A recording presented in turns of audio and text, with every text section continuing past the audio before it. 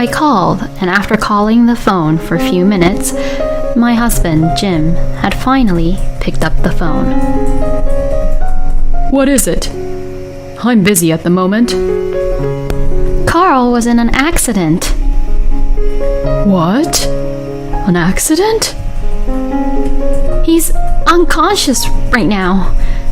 Please, come to the hospital. Quick!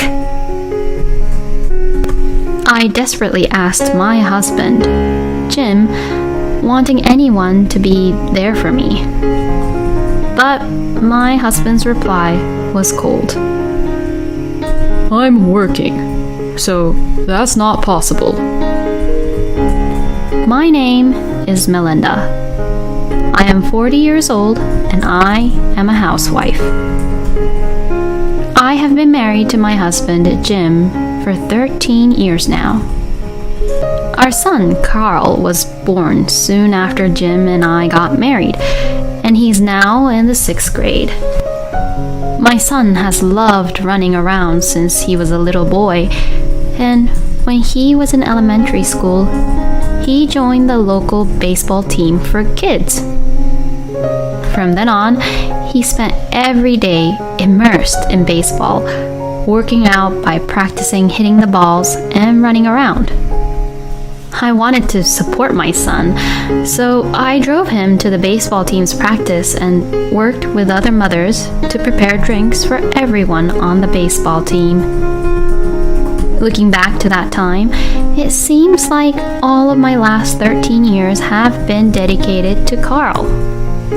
My husband was very kind to me when we were dating and took good care of me. But since we got married, he has become very cold to me. I was saddened to think that he was a man who would become cold after we got married. But then, as I was beginning to think that, I found out that I was pregnant. I hope that my husband's cold attitude would change again once we had a child.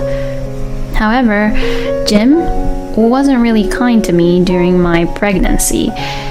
And even after Carl was born, Jim seemed completely uninterested, saying he was too busy traveling for business trips or working overtime to go to the hospital. The first time Jim picked up our son to hold him was a week after he was born. And even after Carl was born, Jim still didn't seem interested and invested in our marriage at all. When I was home with Jim and Carl, who's still a baby, was crying, he would give me a blatant disapproving look and tell me to take Carl to a different room, as if he was trying to get rid of me and Carl. I was so disgusted with my husband's lack of interest in me and my son that I even considered divorcing him. But I had quit my job when we got married, and I didn't have the courage to become a single mother with Carl, who was still a baby then. So I had no choice but to stay married to my husband. Fortunately, Jim wasn't interested in us and didn't say anything more, which bothered me or gave me a difficult time. So I decided to cut him some slack and think of him as someone who's just there to provide for us. And 10 years passed in the blink of an eye. My son had grown up quickly and was enjoying his life, having found something he could devote himself to: baseball. When Carl was still young, he probably felt lonely because my husband refused to practice or play ball with Carl. So as a mother, I am very happy to see him enjoying playing baseball with his teammates as he does now. My husband is a person who really has no interest in my son, and as I said before, he never plays with him or spends any time with him. And when my son started playing baseball, he never said anything about it. Of course, Jim also never came to watch Carl play any of his games or practice with him. When my son came home from his games on Saturdays and Sundays, Jim would tell Carl with a very scary face, saying, Go to the door. Take off all the dirt and sand. Put it in a plastic bag. And then come inside. Carl had always come into the house after cleaning off the sand and stones by the front porch when his uniform got dirty, and it was inevitable that he would get a little dirty as long as he played baseball. But my husband said that he really didn't like to see the house getting dirty when Carl was back home. By this point, Carl knew that it would be impossible for him to communicate with his father properly, so he just obeyed what Jim had requested. But I couldn't just allow that to happen. I was trying my best to not get involved much with Jim, but Jim would always only say this or that whenever he felt like it. Would you please stop talking to Carl only when you are angry because it's not going your way? When I said that, my husband glared at me sharply. Huh? Who do you think is providing for the both of you so that you both can eat and live? Without me, you wouldn't be able to relax around as a housewife. And Carl wouldn't even be able to play baseball. This is my house. If you don't like it, leave on your own. That's how unreasonable my husband was. I am not just relaxing around, and if I didn't do the house chores in the first place, Jim wouldn't be able to concentrate on his work in peace. I was really angry at that time when my husband started talking like that. I want to be able to earn money on my own without my husband. My son could concentrate on baseball and still have a stable life. So, from that day, my challenge began. When my husband and son were at work or school, I studied hard to get a certificate. I was going to try to get the certification necessary to become a licensed tax accountant. I devoted myself to my studies with a strong will to stay away from my husband. I also took online courses and studied intensively in a short period of time. Of course, I would continue to do my house chores perfectly as before, so that my husband would not say anything about it, and I wouldn't get discovered that I'm studying for the certification. Thanks to my efforts, 3 years later, I finally passed the exam to become a certified tax accountant. After that, I started working at an accounting firm as a part-time employee. Currently, I am balancing house chores and childcare while gaining experience at my part-time job. My son, who was still in elementary school when I started studying, is now a middle school student.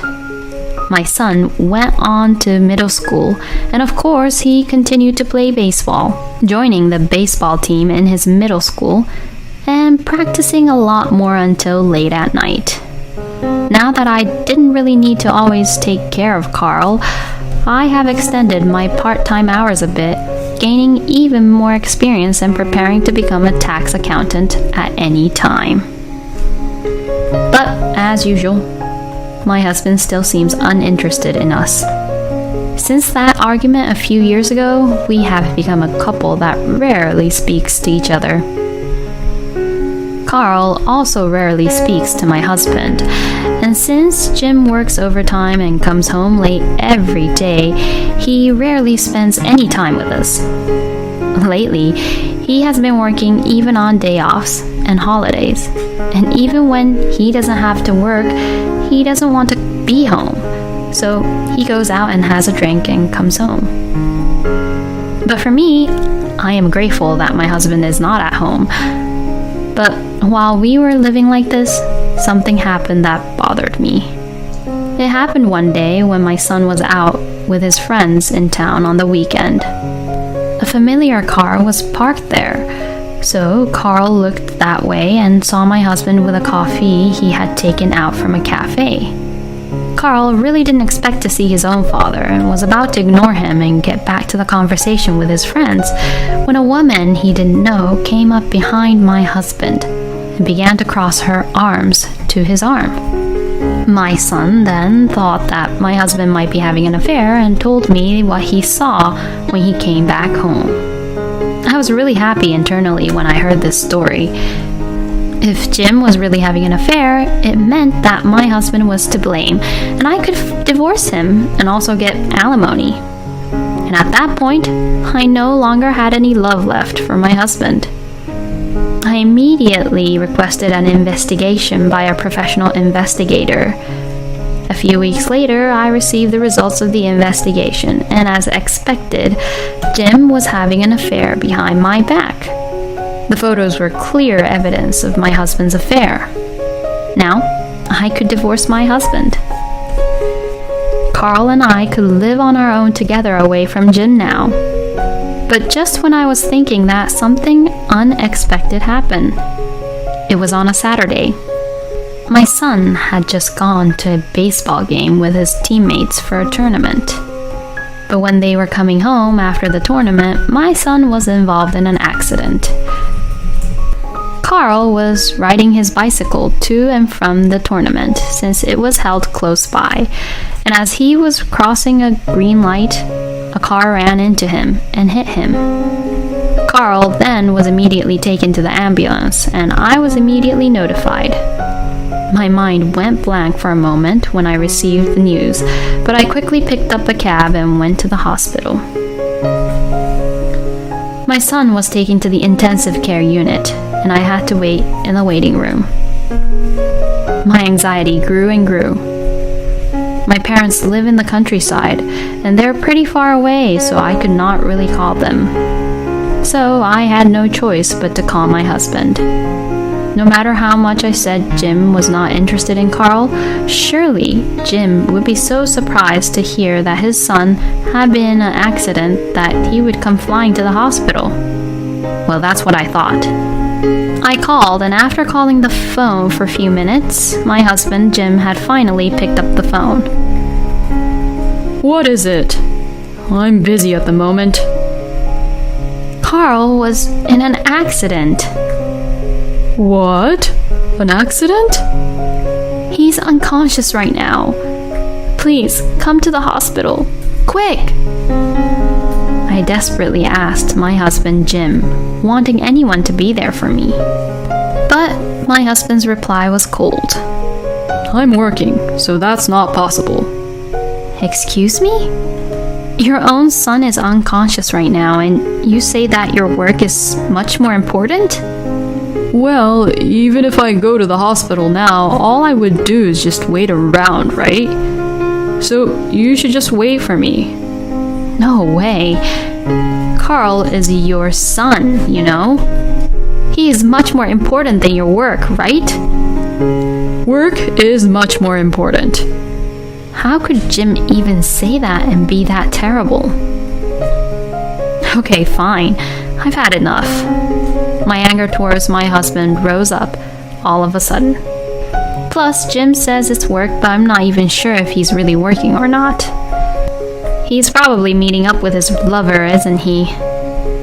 It would really suck if Jim was really meeting up with his lover at a time like this, especially when his own son was involved in the accident and being unconscious in the hospital.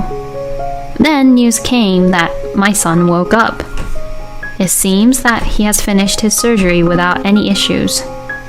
Oh, Carl! Thank goodness! Thanks to the fact that my son had been training in a baseball club, his body was not affected that much, even if he was involved in a major accident. But Carl did get hit really hard and he fainted, so they are going to hospitalize him for tests to see if there are any other abnormalities, just in case. I was a little bit relieved. Then my anger towards my husband began to rise up once again.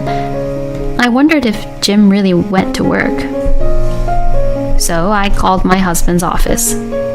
I told them that our son had been in an accident and had been taken to the hospital, and that I could not reach my husband and that I wanted him to come to the hospital.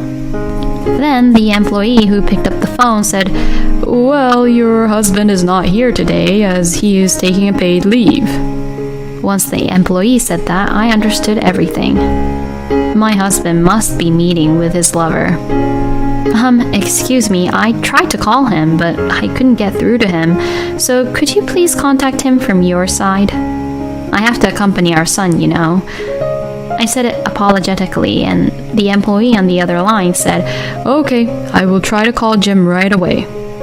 If the company called, my husband would pick up the phone and come over because he didn't know what the people at work would think of him if he didn't show up at the hospital for this. My husband arrived at the hospital room a few hours later, just as I had hoped. Hey, what the hell are you calling the office for? Oh, weren't you at work? I heard that you were on your paid leave, but where on earth were you? That's... My husband sounded pretty upset when I asked him that. But when he saw that Carl was awake, he changed the subject. What the hell? You said that Carl had an accident and was unconscious, but he's completely fine and conscious. My son and I were both disgusted with my husband for saying such a thing. How could you even say such a thing to Carl? And even today, you were meeting up with your lover, weren't you? When I said that, my husband's eyes widened in surprise. I'm not having an affair. Don't make any accusations when you don't know anything. I'm not making any accusations from nothing. I even have proof of your affair with these photos. As I said that, I showed Jim the photos I had taken on my phone, which I had gotten from the private investigator. My husband looked at them and froze. You're disgusting, lying and meeting up with your lover while your own child was suffering in an accident. I'm divorcing you. I'll make sure you pay alimony and child support. My husband's face completely turned pale at this point. But Jim got defiant and began to say terrible things to me. But you're the one who's going to suffer after the divorce, aren't you? Can you, a housewife, support a middle school boy? Don't divorce and just stay home at my house and raise Carl while I provide for you both. But well, that doesn't mean I'm going to leave my lover, though. What a good-for-nothing scumbag. My son was just appalled at his own father being that way. Well, I hate to break it to you, but I can raise my son without you. I'm a licensed tax accountant. I've worked at a part-time job for a few years now, so I can start my career as a tax accountant now. Tax accountant? And it looks like I'll be paid more than you. My husband was just stunned, speechless. So, I'm leaving you and I'm going to charge you alimony and child support, so be prepared. No way. If you understand, then get the hell out of this hospital room right now. My husband left the hospital room quickly as he looked pale. After that, our divorce was finalized without any issues. My husband and his lover paid me alimony, and my husband also paid me child support. I also told the company on Jim, and people at work found out that my ex-husband had met with his lover even though our son had been in an accident, and my husband is now getting cold shoulders and cold glares from all his colleagues. But Jim has to pay alimony and child support, so he is unable to quit his job, and the stress is getting to him. I mean, he deserves it, and it's a really nice feeling to see him suffer that way. Meanwhile, I have successfully started my career as a tax accountant. I am able to create an environment for my son to continue playing baseball as much as he wants, and we have more money than ever before. I will continue to work hard while watching my wonderful son grow up. It's so terrible of Jim to not even try to worry and visit his own son when he was involved in the accident and was being unconscious, but instead, Jim chose to be with his lover. It is amazing that Melinda actually became a tax accountant after the divorce by studying hard so that she could support her child and become independent from Jim. I hope that from now on, Melinda and Carl will live happily together. Thank you for watching until the end. Please subscribe to our channel. We hope to see you in our next video.